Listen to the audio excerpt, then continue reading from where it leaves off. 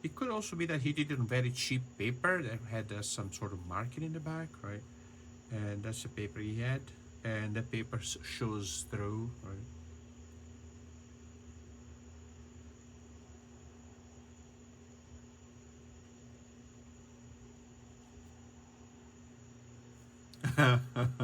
It could be, right?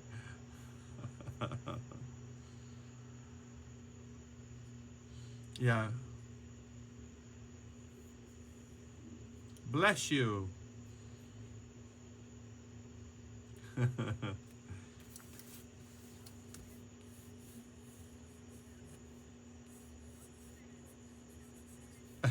How is Chris? Hi, Chris. How is Chris? Doing fine?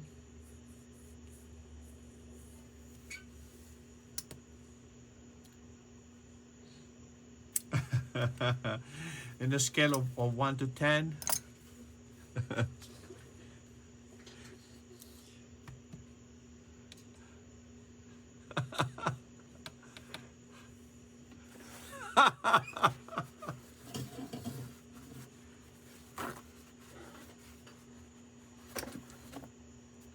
Almost there, almost there.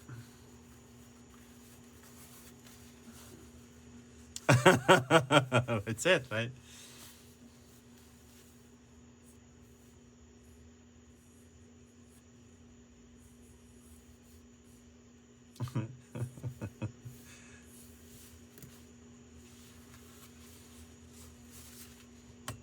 So you know what? I was thinking, I like the milky quality of this color here. Now, as I said before, it's difficult to know exactly if the color in the original has this milky quality like that or not.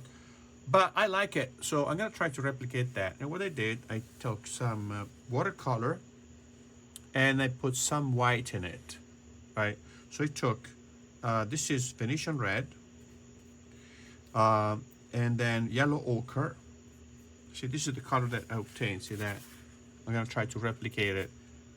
It has a milky quality because of the white gouache in it, right? So it's not just dilution; it's the white gouache that makes a tint, right? So the tint is always cooler and chromatically weaker, but that's what we want, right?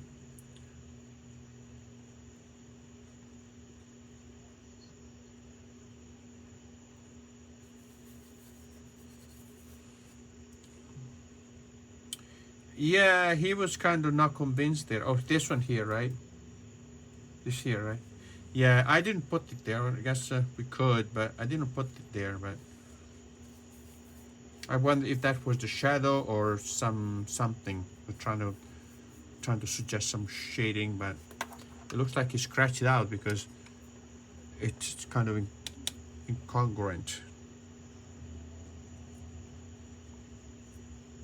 and not consistent with the shadow on the leg.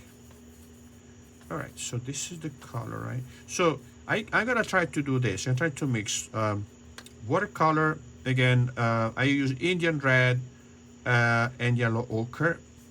If you don't have Venetian red and yellow ochre. If you don't have Venetian red, you can try probably to use English red or maybe burnt sienna and white.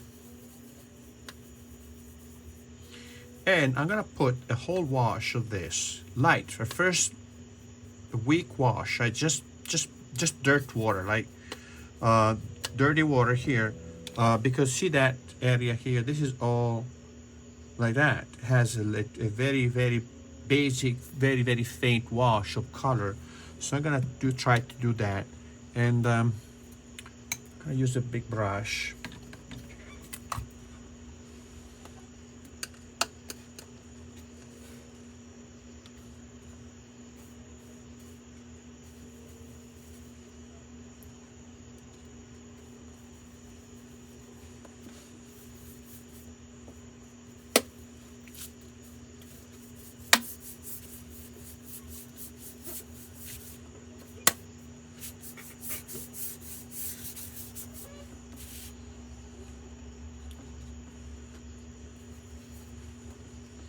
It looks also like he tried to wash it away later, because right in the white area.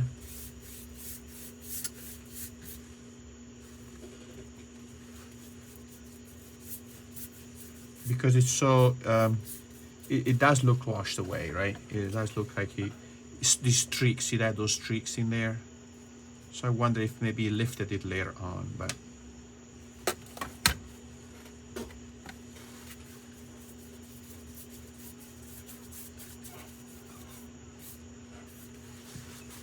I think he probably wiped that out. So put it dark and wiped that out, but I'm not sure he did that, because then I see this thing in here which looks like it's paint that is being put there and then let run, right?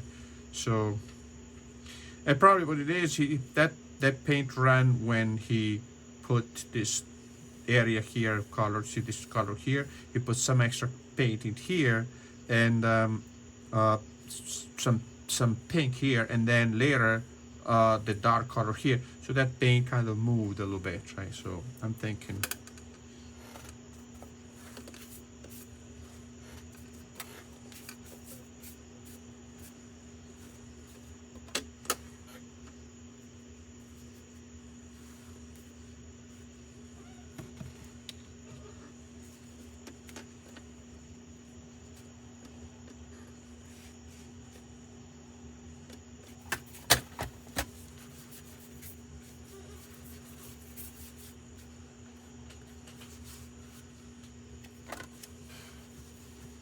Also in the head there is some sepia, some black here, right?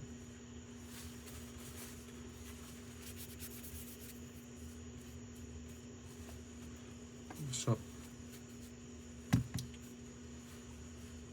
in some areas like the back of the arm seem to have a little bit of a wash under the breast here, just hinting quickly at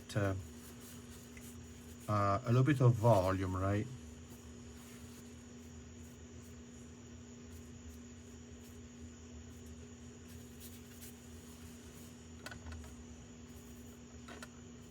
Now sepia, I'm gonna get sepia and block it here in the hair.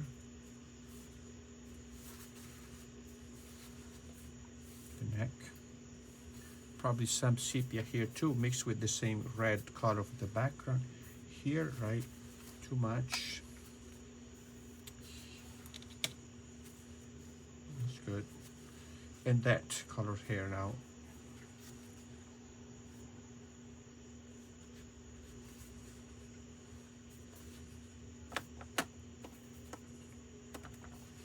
So clearly we're not going to exactly the same, right, result, but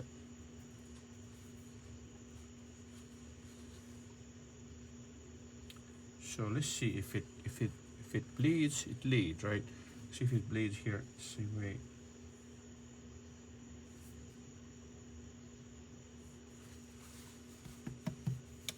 Not exactly the same way, but it moves a little bit, right?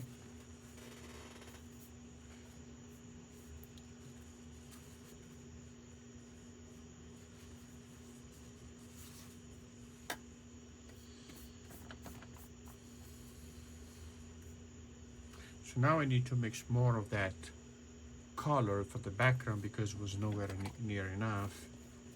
And that's good because I'm gonna leave this alone to dry up a little bit, right?